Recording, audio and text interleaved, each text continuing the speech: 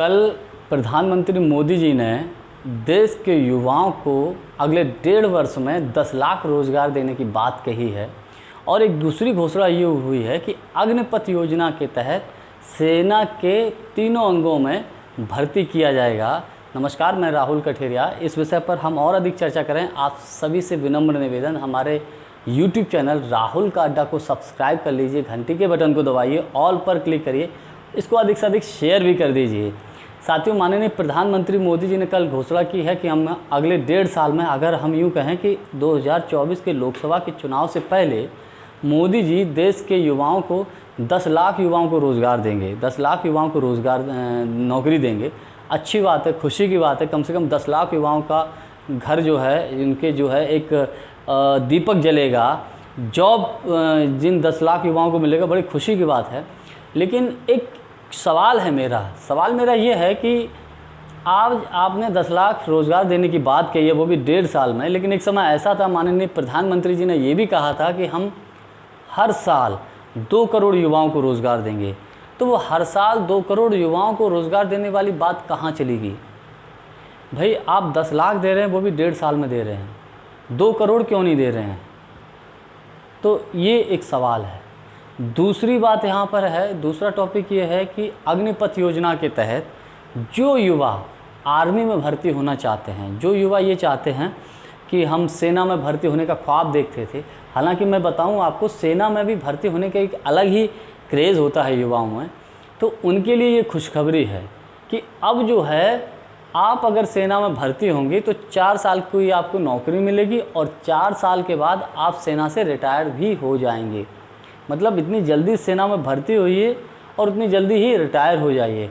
और after retirements के बाद भूतपूर्व सैनिक की जो भी सुविधाएं होती हैं वो सारी आपको मिलेंगी।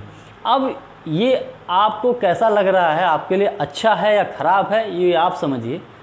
लेकिन यहाँ समझने वाली बात ये है, थोड़ा सा हम इस बात पे चर्चा करना चाहेंगे कि कोई भी युवा, कोई भी व्यक्ति जब नौकरी करने से पहले जब वो तैयारी कर रहा होता है तो वो ये सोचता है कि जब हमारी नौकरी लग जाएगी तो जीवन सुधर जाएगा।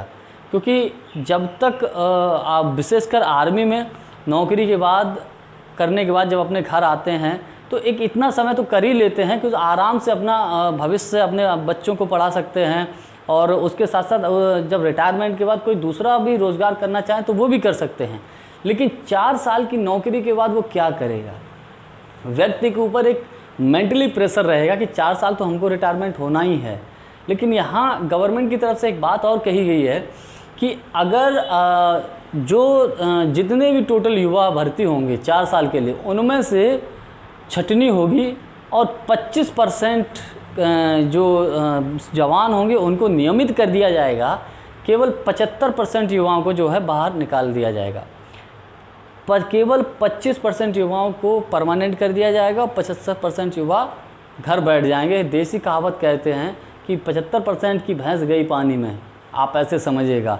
वो बेचारे क्या करेंगे? लेकिन सरकार की तरफ से ये कहा गया कि एक मुश्त उनको फंड दिया जाएगा, एक मुश्त पैसा दिया जाएगा। लेकिन सबसे बड़ी समस्या यहाँ पर है कि 4 साल वो बेचारा क्या करेगा?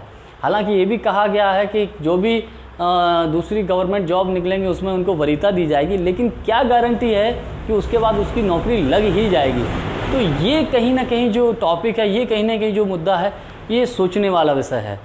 तीसरी बात ये है कि जो भर्ती होगी, ये भर्ती सिर्फ आर्मी में ही नहीं होगी, आपकी आर्मी में भी होगी, नेवी में भी होगी और एयरफोर्स में भी होगी। तीनों अंगों में ही इसकी भर्ती की जाएगी। अब हालांकि मीडिया इन बातों को बड़ा मक्खन लगा के पेश कर रहा है कि मोदी सरकार, विपक्ष की जो बेरोज़गारी की जो मुद्दा होता है, इस मुद्दा को काटने के लिए मोदी सरकार ने अगले जो मोदी जी ने योजना कल बताई है कि 10 लाख 1.5 साल में युवाओं को रोज़गार देंगे।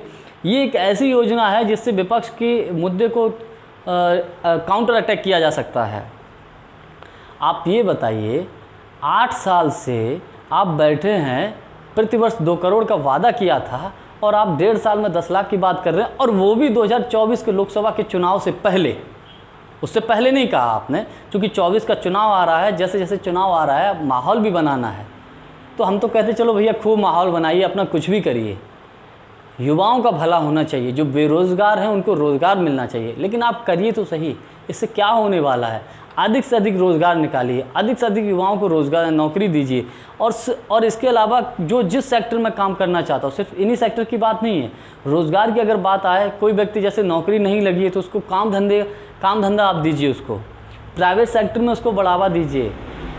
सेंट्रल गवर्नमेंट की जो भी योजनाएं आती हैं युवाओं को लाभ देने की, तो उन योजनाओं को युवाओं को अधिक से अधिक लाभ देने का काम करिए।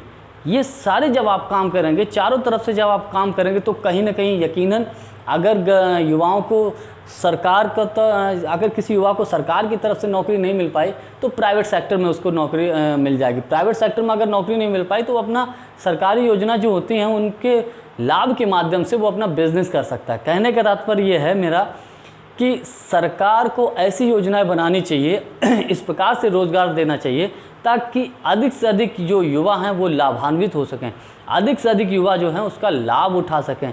ऐसा नहीं जो ये तो मेरा मानना अपना व्यक्तिगत ये है कि 10 लाख वो भी 1.5 साल में बहुत कम है, ये अधिक होना चाहिए था। वीडियो को आपने पूरा देखा, इसके लिए आपको बहुत बहुत धन्यवाद। नमस्कार।